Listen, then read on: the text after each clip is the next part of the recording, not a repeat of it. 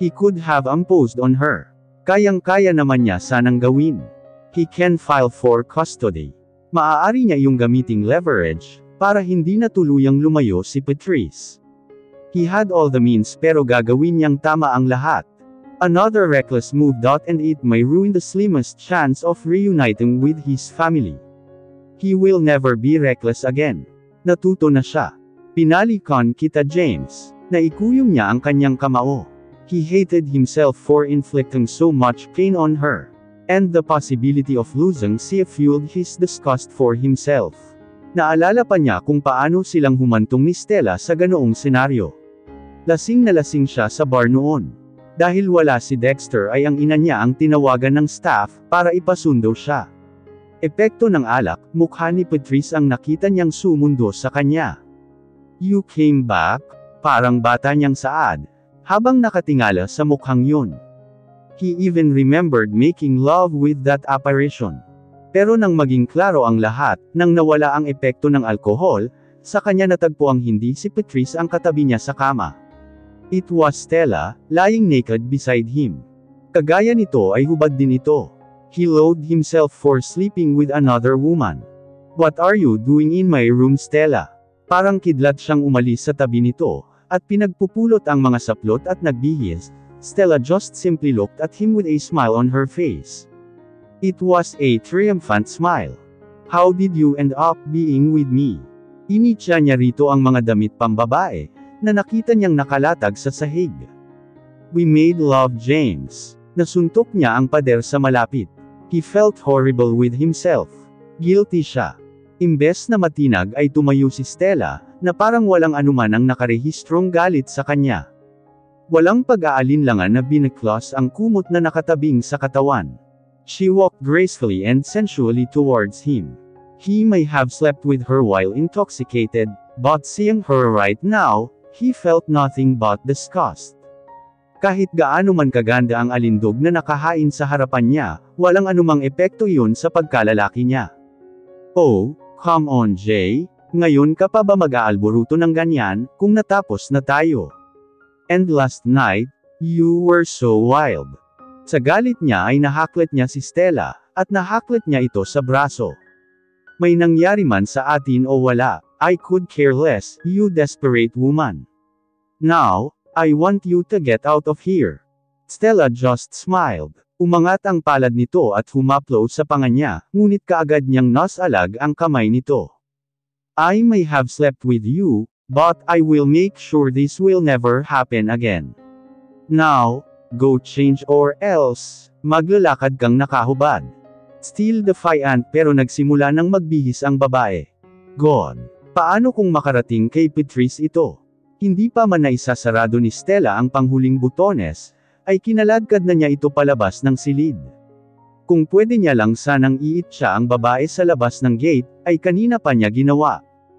Never come near me Stella, or else mag-issue ako ng TRO sa'yo. Tuluyan nang naglaho ang katiting na respetong itinira niya sa babae. Hindi porke at may nangyari sa kanila, ay hahayaan niyang bakuran siya nito. Hinela niya si Stella palabas ng pinto, pababang hagdan hanggang sa labas ng bahay. Do not ever show your face to me. Ever again. May pinalidad sa boses niya. Bakit ang hirap mong abutin Jay? Sa kabila ng matigas na personalidad ni Stella, ay dinaanan ng pait ang mga mata nito. I am winning cases, here and there.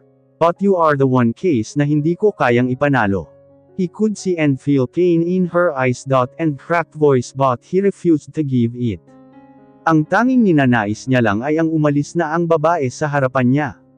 But to his surprise, ay bigla siyang sinunggaban ng babae ng yakap at halik sa bibig. Hindi siya kaagad nakahuma. Ilang sandali din bago niya naitulak ang babae.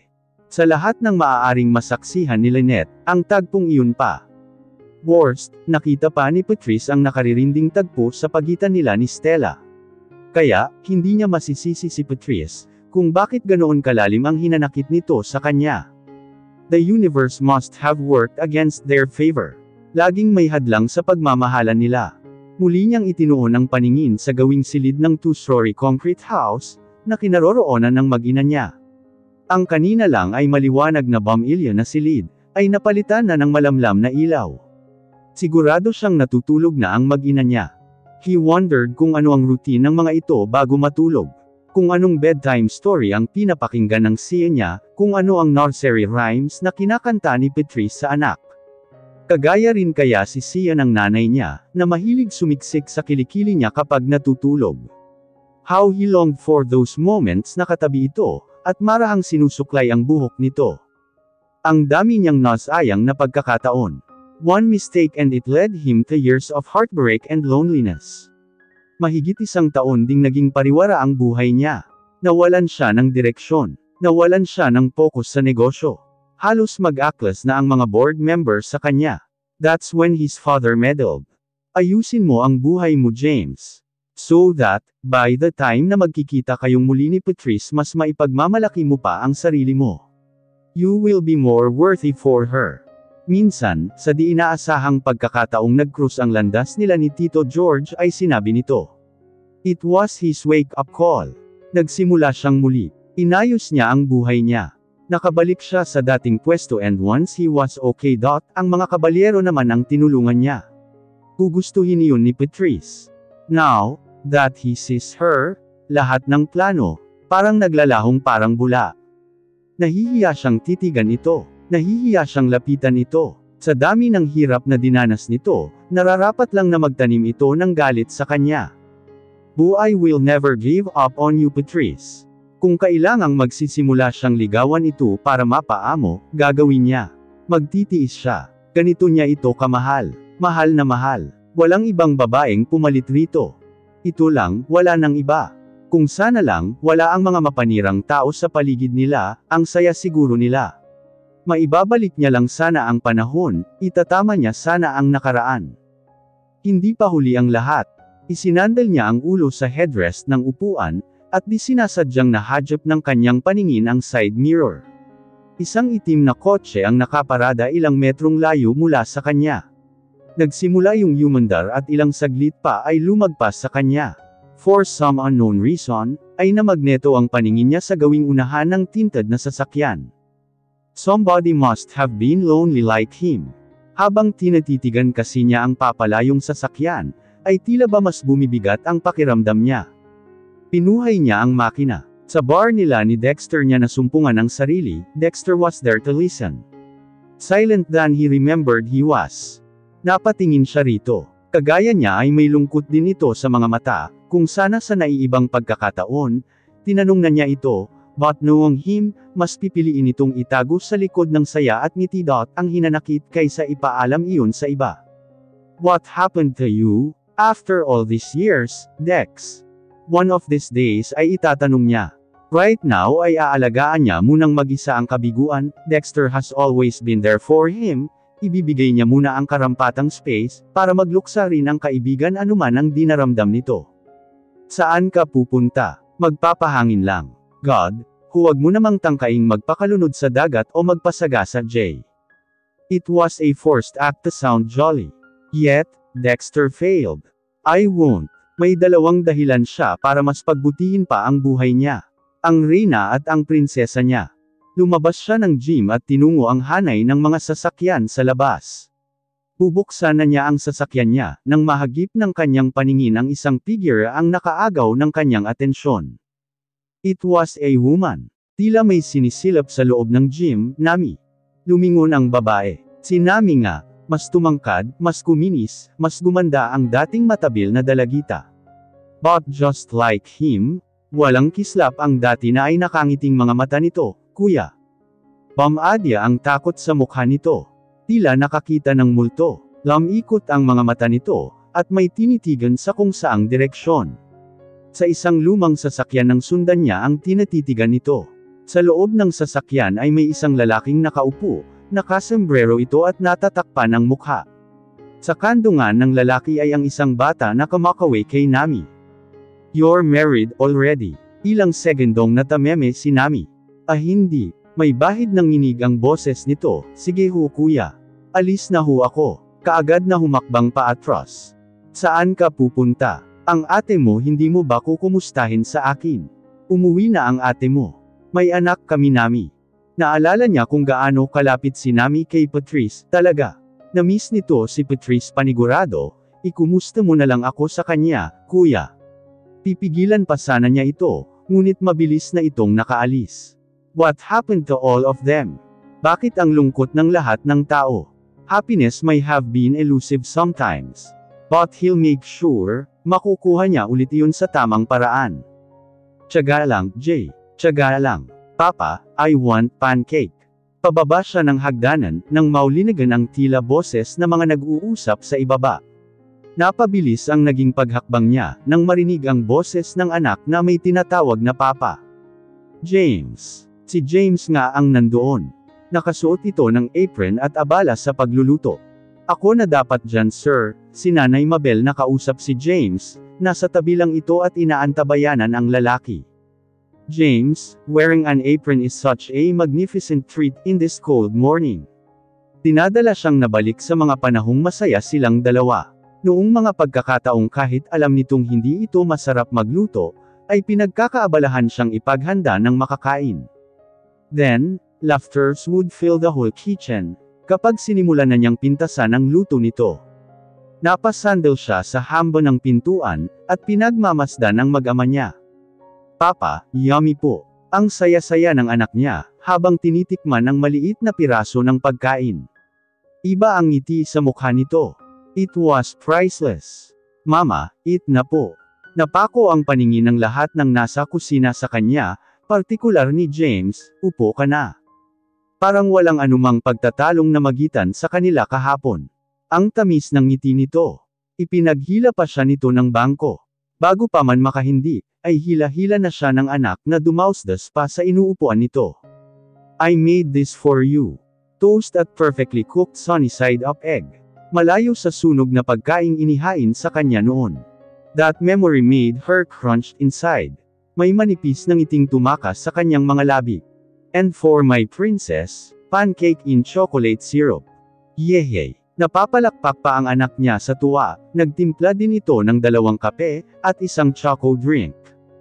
May iwan ko na muna kayo ha, at pupuntahan ko pa ang bake shop sa kanto. Nais ni Nanay Mabel na magkasarilinan silang dalawa ni James. Parang kay daling nakuha ni James ang loob ng matanda. Noong isang araw lang ay mangiyak-ngiyak ito dahil kinuha si Sia.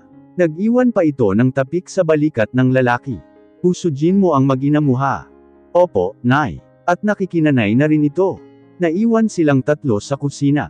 Ito ang pinakaunang beses na buo silang mag-anak na sila lang. Buo. Nagangat siya ng mukha only to find out, na sa kanya din pala nakatunghay si James. As usual, naruroon na naman ang kakaibang kislap sa abuhing mga mata nito.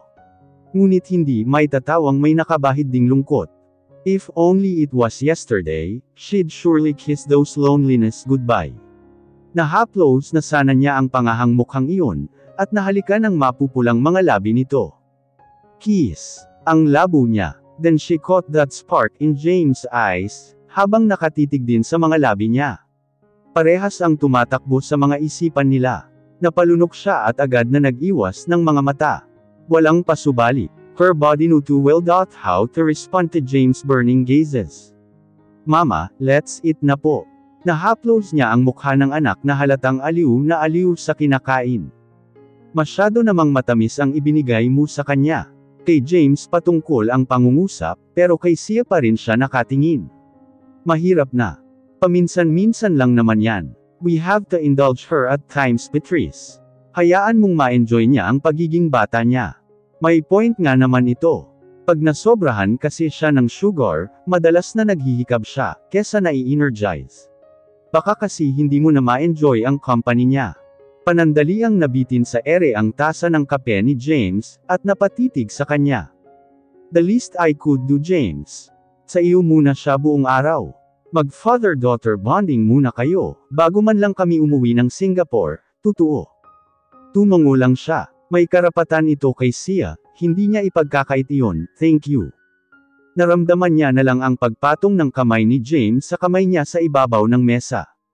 God! Ganoon pa rin ang init na hatid ng kamay nito. Ngali-ngali na niyang bawiin, ngunit naging mariin ang naging paghawak ni James sa palad niya. Why can't we go back to the times when we were happy, Patrice? Pasimple niyang binawi ang palad, at tumayo habang hindi pa nagugupo ang depensa niya. Huwag na muna nating pag-usapan yan. Pwede naman tayong magkoparent sa kanya, kahit hindi tayo kasal. Pwede nating i-discuss ang mga legalities, visiting rights, iisa lang ang hinihiling ko, huwag mo sanang paabutan sa puntong nahahati ang isip at puso ng bata, kapag nakarating sa korte ang lahat. Ayokong mamili ang anak natin sa ating dalawa. She could enjoy both worlds naman, di ba? Sa piling mo at sa akin. Naging seryoso ang ekspresyon ni James.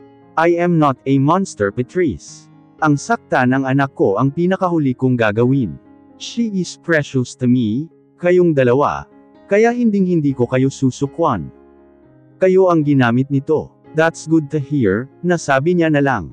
Pasimple niyang binawi ang kamay, at hinalikan ang pisngi ng anak bago umakyat sa itaas, at naghahalungkat ng maisusuot nito. Hindi na niya kinain ang inihandang pagkain ni James. Baka hahanap-hanapin niya lang. Won't you come with us, Mama?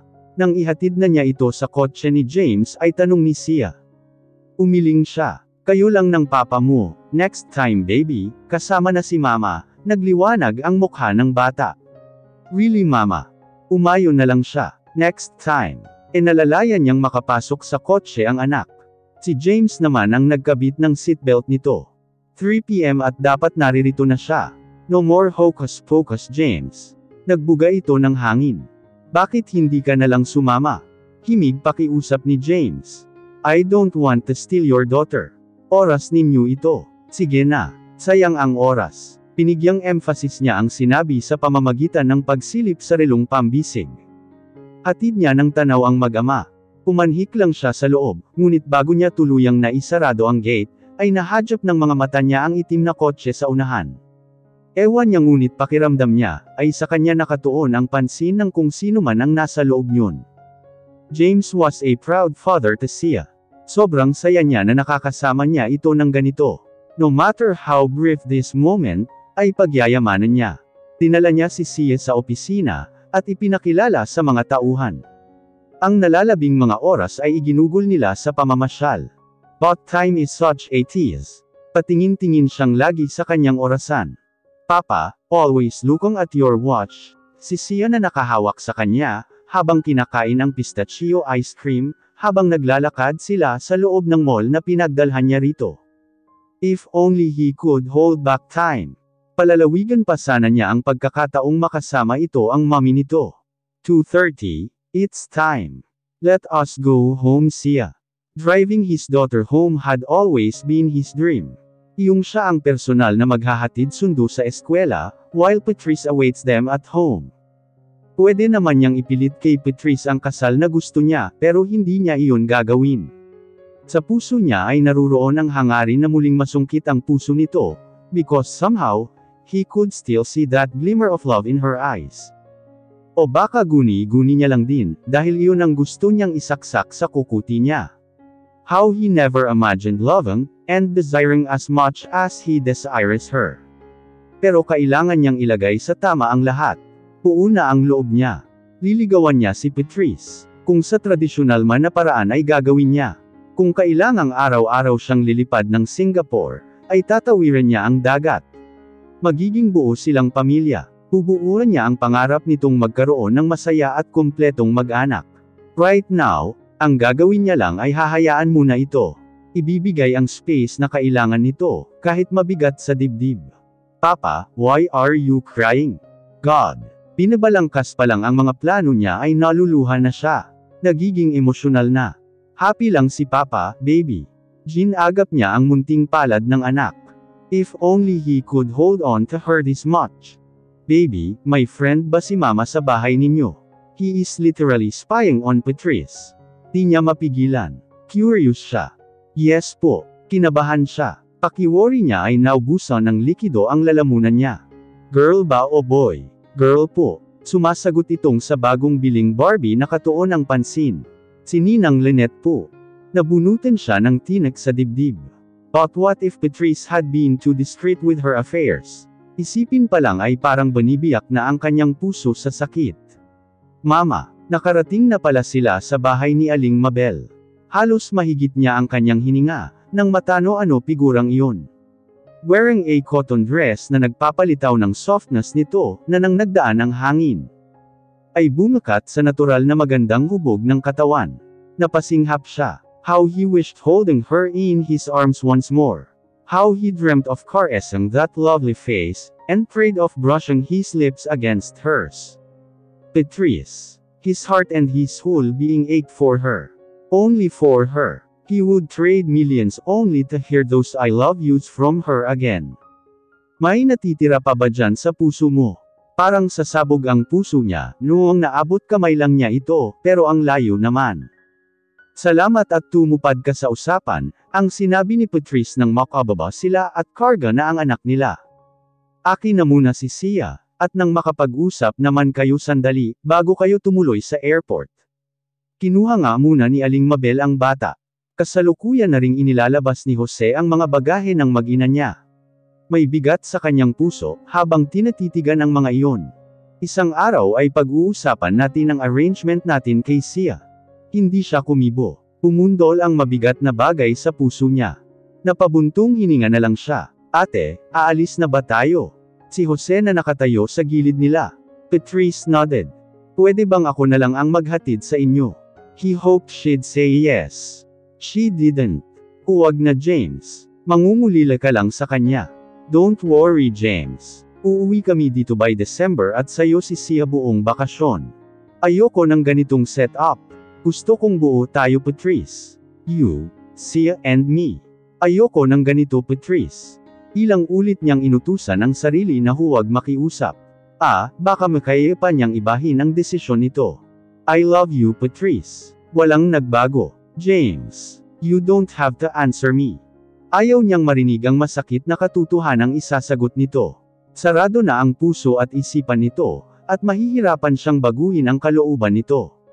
At least, not now, but he will make sure she'll love him again.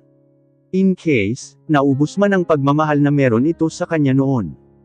Goodbye, James. Wala itong lingon likod na iniwan siya, at nilapitan si Sia. It was a sign of dismissal. Sia, humulik ka na sa Nanay Mabel. Tumalima ang anak nila. You kiss Papa goodbye too. Mahigpit niyang niyakap ang anak. Habang hinahaplos ang buhok nito ay naiiyak siya. Di niya mapigilan, and when he caught a glimpse of Patrice, may bahid din ng kislap ng luha sa mga mata nito. Maybe, just maybe, may natitira pang ang pagmamahal sa puso nito. But goodbyes had to be said. Only for now. Sinisigurado niya dahil ang puso niya ay nakatuon na sa isang bagay. Pundok ng pagsubok ang susuungin niya, pero kakayanin niya ang lahat. Haharapin niya ang anumang sakit, hanggang sa araw na tuluyang maluso ang hinanakit sa puso ni Patrice.